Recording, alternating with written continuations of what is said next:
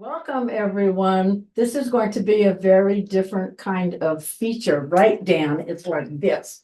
So I am Karen Pierce Gonzalez. I am a poet, as most of you know, and a writer and an artist, and I'm also publisher of Folk Art Press. And Folk Art Press has just published its first ebook, Ekphrastic Folk Art. This is a modified mock-up of the cover. It's 4 folk art images written to by 15 writers, invitation only. And you'll see here are the images. I will make them larger for you to see. A doorway, a beaded hat, a painted chair, and a car. The goal was to focus on folk art as opposed to fine art. Most people associate ekphrastic work with fine art, when in fact, it's just as good for folk art, which is adorned everyday functional items, as you can see here. So I am going to stop screen share and I'm going to open up the sharing of the evening. I'm going to invite the poets and the writers who were here to share with us. I will say this is an international project. We have participants from the United States, across the United States, from Canada, from Ireland, from Wales, and the UK are all a part of this project. And a couple of them have provided us with virtual videos that I will share as well. But we're going to open up with those who wrote to the first image, which is the blue chair. And Jody Baltesson is going to start, and I have to tell you as an aside, because it always delights me, she's my poetry pen pal. We poem back and forth and give each other feedback on our work, and have been doing that for years. She's from Canada. Jody, you want to go ahead and take the stage? Thanks, Karen, for this invitation, and hello to all of you in California. So I'm reading to the blue chair. When blue, which is both the title and the first line. When blue transforms naked wood to sky with brush strokes, cyan, magenta. When yellow sun throws light, day bright, and dusk, red gusting, promiscuous, stirs a commotion of waves, dissolves in water blue as wind. To sit on a chair possessed by sky, straight-backed, rooted, leaning against a wall, while all around a restless tableau, light or saturated, bends and bonds and burdens, a loop of days transcendent, telling the story of weather. I have a second poem. This is also in the spirit of ekphrasis, sorry. It is I guess a praise song to an uncle of mine who is a very talented graphic artist and did etchings all of his life. It's called Portrait of the Artist as Etching. Etching plates. Polished copper, zinc, steel, acid-resistant layers of waxy ground, diamond point etching needles, diluted acid baths, high pigment inks, flexible paper, double roller press, organic solvents. First, the field offers small faces, the sidelong glance of a wild rose, a lady slipper stepping, maybe the petal-like sepals of a crocus, curl of stamen precise. Then the sky praised as billow and height, how it knows the drama of abundance.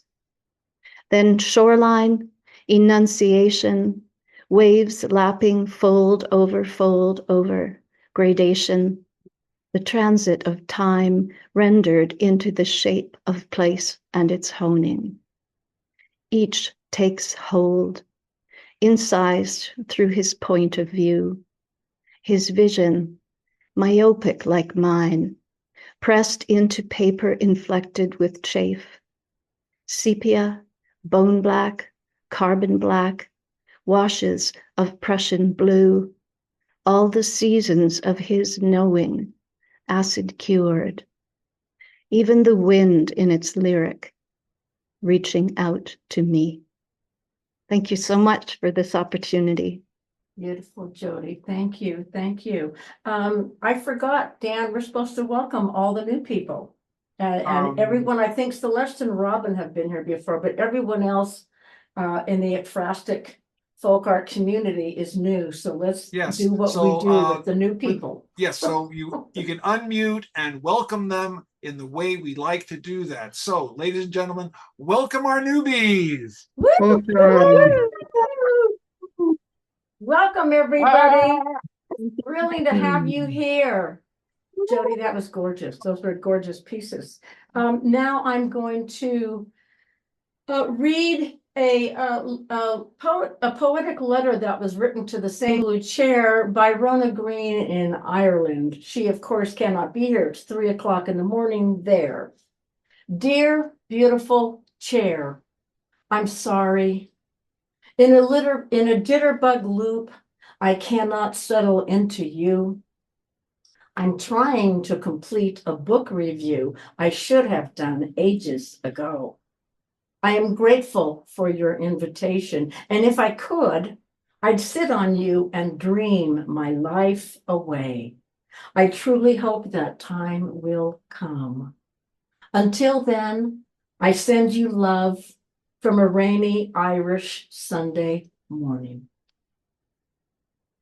Thank you, Rona. And now we will move on to the second image, which was the beaded cap. And we're going to start with Celeste Schuler. Celeste, are you ready to read your work? The beaded phoenix is revived.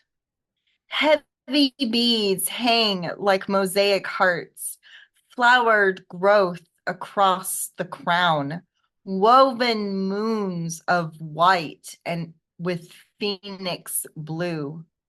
A crown of color for the artist, worn in ceremony with the seasons, draped with hair of glass and rock. Follow the tides of beaded orange and green flowing against the stone. Come back to the crown. Come back to the blue of heart. Gorgeous. And then, as Karen said in her email, I have another poem that I'm going to read.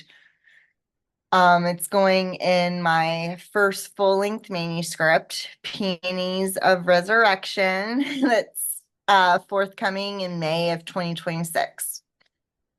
And this poem was written just a few days ago, and it's called Bipolar 1 Disorder Coding Procedures. Mama codes me as neurodiverse, reflection of open lips in makeup mirror, a vibration of owl's wings against redwood. Specify if impartial remission, robin egg blue in your eyes, ocean leaking onto our duvet, Van Gogh's almond blossoms hanging above the bed.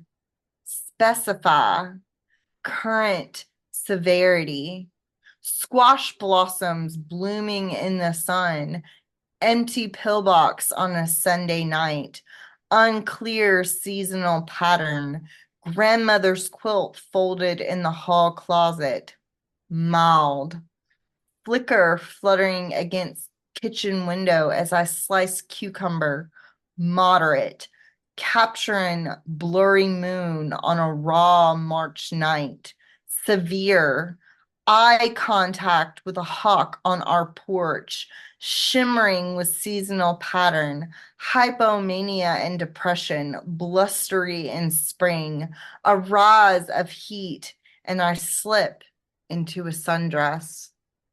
Ooh. Thank you. Thank you. Beautiful, Celeste. Thank you so much for sharing that. And we'll be sure to keep you guys posted when her book is out, right? I imagine I'll Yes. get a signed copy. I hope. All right. Yes, yes. Yeah. So the second poem is very short that for the beaded cap is mine, and it's very short.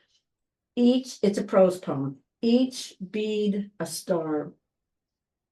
I proudly wear the constellation my lover wove as a wedding gift for his brother to give me. When my betrothed places it on my head, I can feel the gentle touch of warm hands, not my husband's, but those of the master craftsman who longed to stroke my auburn hair. I can hear the 1,000 unspoken vows we have made to one another, strung together in a heaven I will never know on earth. Thank you. Well, and the hits just keep happening. We have more. Okay, we're going to now move into the third image, which was a painted door. And we're going to start with Mademoiselle Antoinette. Are you ready? Mine is called When Art Was Easy.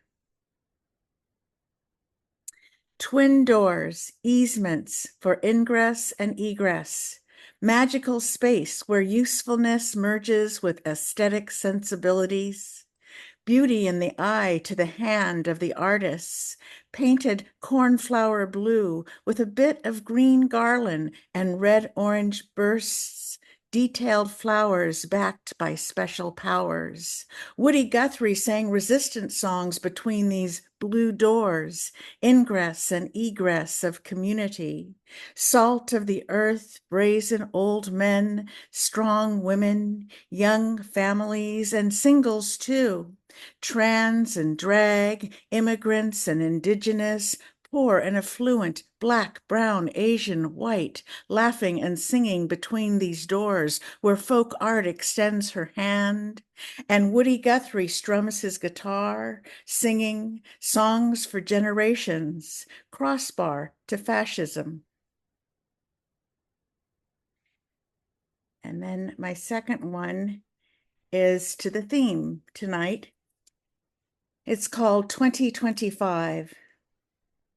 And the west wind takes a left to unprecedented presidency, not to be confused with the west wing. Can you believe it? The west wind brings hope and enthusiasm, reverence for a left turn, leading visionaries, great embrace, hands across America, while the west wing accumulates right wings, hovering dark, bandits worshiping a felon, sprouting lies, knife and guns, ruining lives, even, dear God, accepting genocide.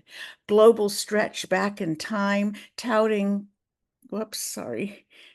intolerance for everyone not white, not straight, not rich, embedded in a past built on lies, turning the tide, this west wind blowing a gentle breeze, an awakening. That's it. Thank you. Wow. Wow, Antoinette. So I'm now going to ask my friend Jerome Berglund, whose work I admire, his artistic work as well as his literary talent. So Jerome, are you ready to wow us? Absolutely, Karen. Thank you so much. And that was brilliant, Antoinette. We're describing ekphrastically. Okay, the poem is titled Observances. That's also a category in the Saijiki, kind of a dictionary of seasonal words in haiku and senryu. Observances, crashing waves, ornamental molding, transparent flare, that space beyond a rising sun, donor organs, Eden recreated from carnage, rose filter, one viewing option if you lean in, recessed in frame, detailed panels, and wreath threshold.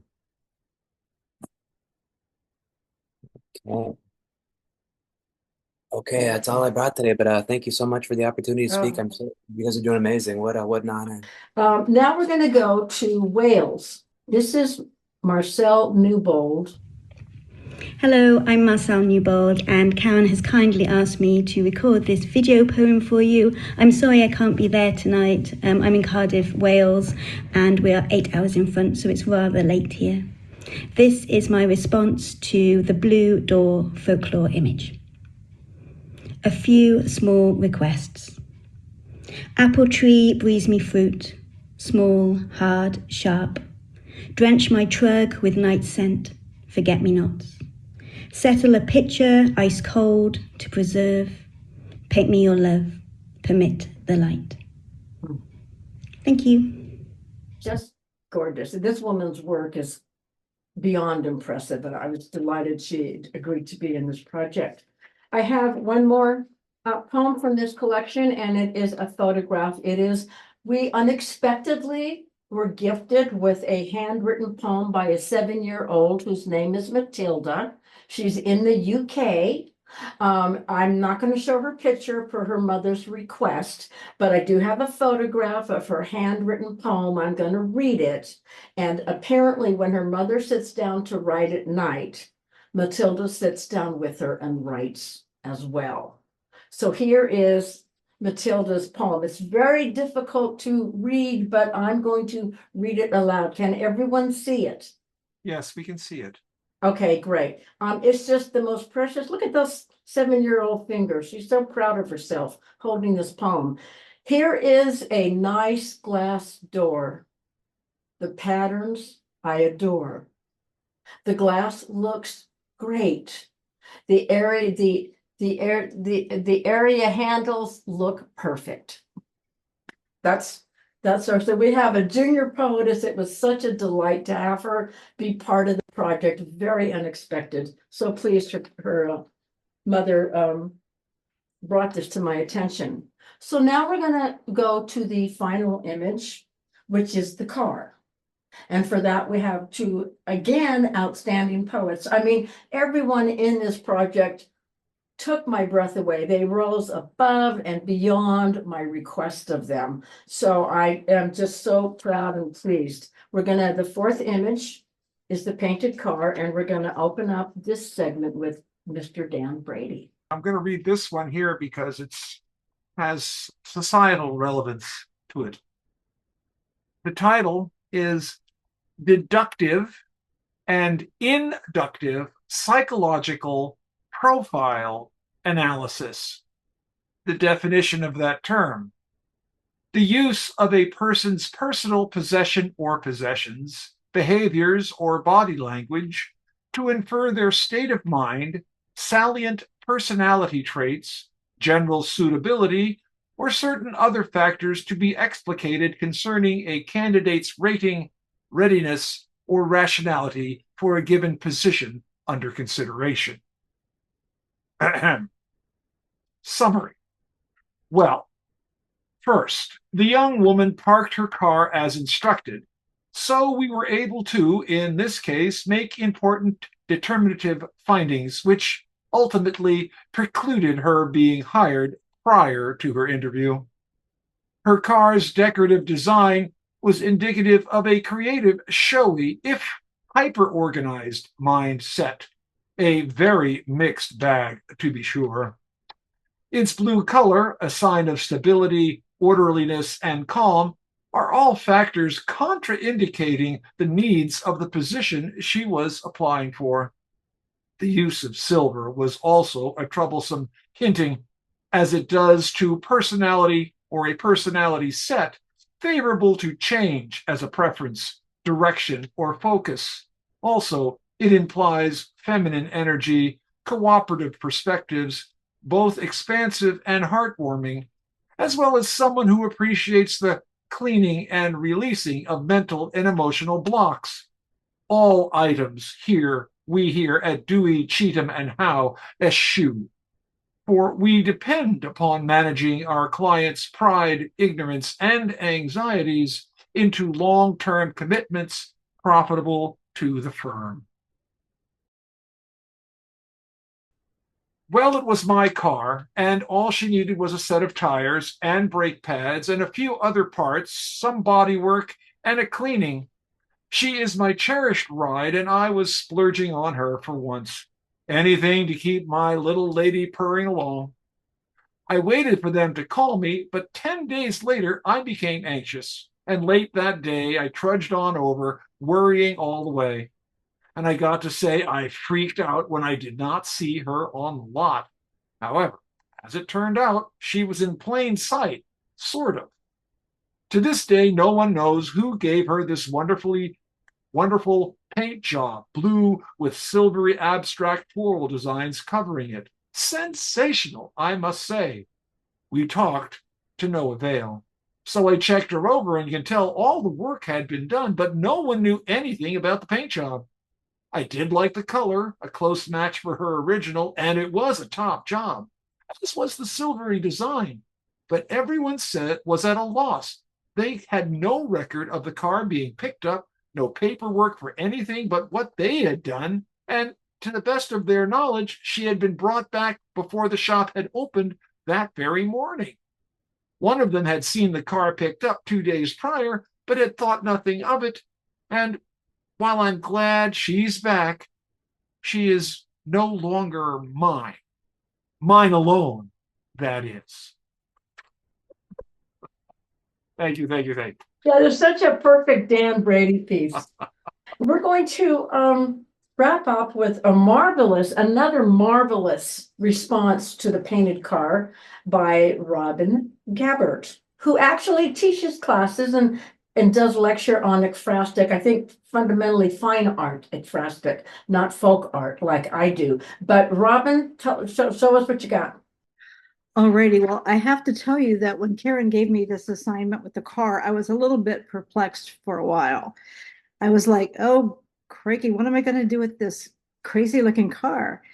But I kind of went down Dan's road. And so the name of my poem is Forget Me Not. At first, just a plain blue car, but what a shade of blue.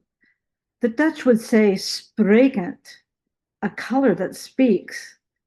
My boyfriend liked your snazzy wheels, especially the hue. I had failed to take notice of them, apparently, when I first bought you. The next day when I woke, silver vines entwined your hood, but no sign of dripping paint, no break-in had occurred. Soon after that, you blossomed, banner of silver seeds, a sun, wildflower protrusion, and opulence of bling. That night, I dreamed, I danced and danced in darkest Africa. I swirled and twirled and curtsied beneath a blood blue moon. My partner was a regal crane, his silver crown askew. We waltzed through golden grasses. Music swelled, and then I knew what I would find that morning upon your sky-true breast. My silver-crowned and feathered bow, his eye upon hibiscus flowers, there amidst the blue. Beautiful. And my second poem is also ekphrastic, and I thought I would just read you a poem I wrote earlier this year to a work of art that everybody kind of knows, because everybody knows Van Gogh's Starry Night, right? So this is called Dear Vincent, are the trees in Saint-Remy truly so maddening? You could have painted the sky using a branch of that tree, broken it and dipped it in bright cobalt, gold to swirl into the lovely, lonely madness above. You must have danced that branch, brush across the sky again and again, waltzing the hills, the night, and the clouds into a miraculous turmoil, until your curving path left room only for the punctuation of stars, whirling in their own vortices, fireworks in your mind, or the repeating eye of a God whom you wanted to question and ask why you are the one to be tortured in this place, with only painting as your release, the only relief to exude your burning brain onto this churning canvas. Thank you, guys. Gorgeous. Gorgeous. Beautiful, beautiful. So, love I this. would like to ask everyone to unmute and to applaud these fine, fine, fine writers. Thank you all so much. Yay. Hey. Right? And I was looking at faces on the screen and the side view, and people were really happy.